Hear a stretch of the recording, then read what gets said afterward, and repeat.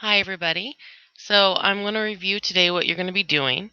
You're going to be starting with your planner, which you should have already done. Um, and you need to make sure that you write symmetry up in that top line above the Tuesday, or right underneath the word Tuesday. And then you need to write in your homework. Your homework is to work on your draft because tomorrow in class we'll be typing. Right now you need to have your graphic organizer. So the graphic organizer, sometimes called a flea map. Remember, sometimes I call it a Roman numeral 2. It's whatever it is, it doesn't matter. You're going to be writing your narrative essay, which we've talked a little bit about. So I'm just going to go through and remind you of the steps. So, first period, I know you guys haven't set up your graphic organizer yet, so I'm going to remind you how that looks. I've also drawn a sample really small on the board for you. And if you look along the windows, you'll see that I have the procedure for writing hanging on the wires by the window. Okay, so the first thing that we've already done is I've already told you the prompt, and the prompt is to write a time. My seventh graders, you guys are writing about a time when one generation learned or taught another generation. So it could be you teaching something to your parents or your grandparents, or them teaching something to you.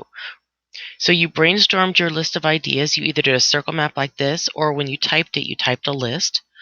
Remember that your lesson should be something pretty interesting, something that there was some need to learn and there was some kind of drama involved.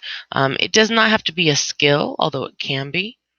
It can be a life lesson that may be something you learned and you were inspired by them about something. So I was brainstorming times I was afraid, and then I chose the time I almost drowned. From there, we did our tree map. This is what we did yesterday. Remember your scenes, where it took place, the key people involved, the major events, and you should have thought of 5 of them, and the significance or why it was important. My 7th graders, period 1, and I know we had a thing called conflict. I left it out for this reason. If it's not a big deal, if you have it, great. If you don't, that's fine too. Conflict really just tells you what was the problem you were trying to solve. If you can't identify a problem, then you probably are not going to have a very interesting story. Remember, I told you, I don't know if you remember earlier on the beginning of the year, I have a friend, great friend, but she tells awful stories because she tells stories like this one time. Um, she tells stories like, okay, well, I had to use scissors, so I got the scissors and I brought them out here and then I used them and then I put them back. There's no real problem. There's no real difficulty involved. She's just telling me the steps of her day. That's not really very interesting. Anyway, let's move on from there. Okay, so once you have this tree map, you're now going to make your graphic organizer. And remember, you end up with 3 body paragraphs, an intro, and a conclusion. When you do this, I always start with the third box, and that's your climax. You want it to be, this is either the most interesting moment or it's what they call the turning point. So it can be a decision that was made, or it can be something happening. For me, the most exciting point in my story is when my aunt saves me. So I put that first. So right now I'm looking only here. All right. Now, excuse me.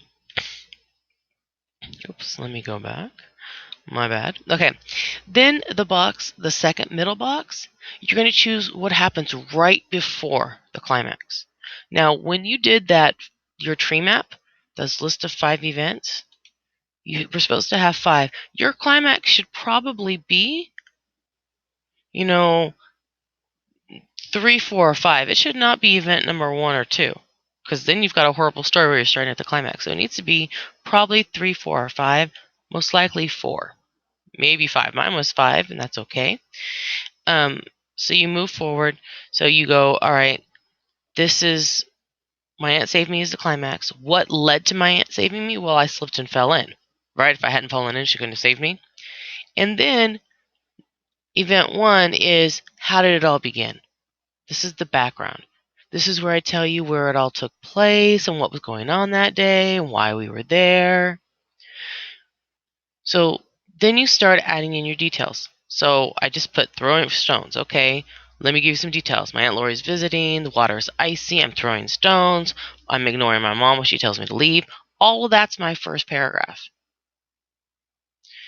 Okay, second event, and you can see that the first isn't really an event. It's several different events and all the background information. The second body paragraph, we're stretching out the moment of climax. So we're kind of really building. So that's where we're going to stretch this out. So I slipped and fell in. So I'm going to tell you everything that was going on. I'm going to tell you how I felt at that moment, what I saw, what I smelled, all of that. I want to stretch that out to really pull you in.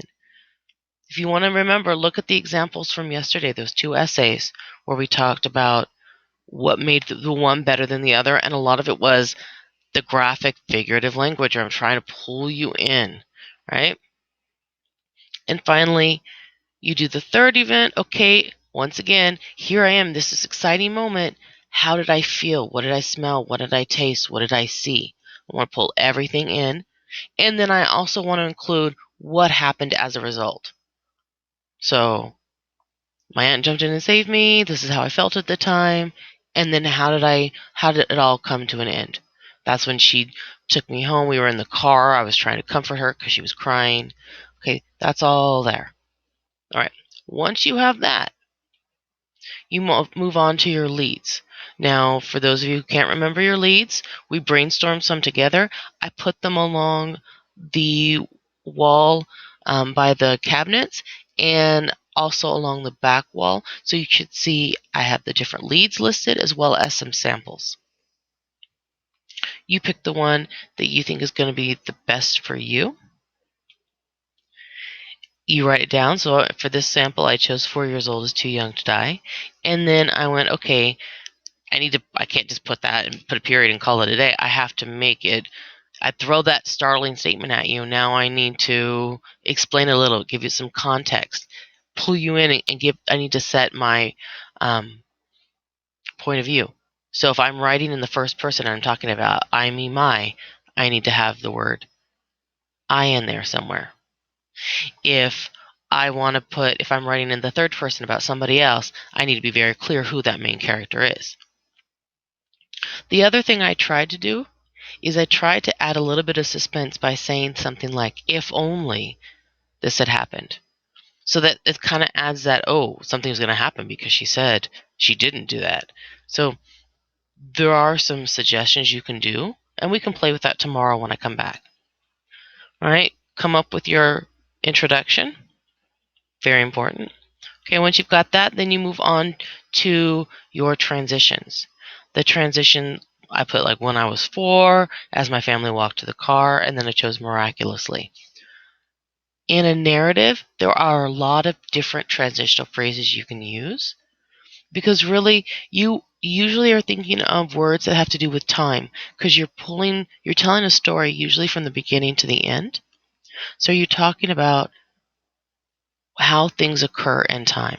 So you can use a phrase like after something happened, or before this happened, or while this was going on, or before I knew it, or without thinking, right? You can use those types of phrases, and those are still considered transitionals. Okay? Please do not put things like first, second, third, first, next, last, first event, second event, third event. No. That's not how you tell a story.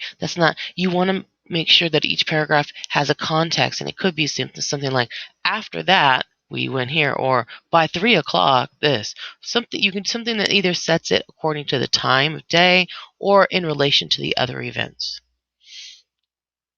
And then you want to think of a conclusion. And for your conclusion, you might, and I've put it on my website, but you want to tie in the lead somehow.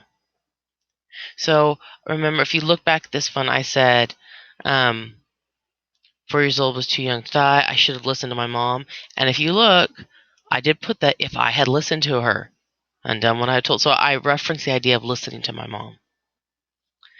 And then you also want to include whatever the significance is. Why is it important? So my 7th graders, you're writing about a lesson you learned. Why is that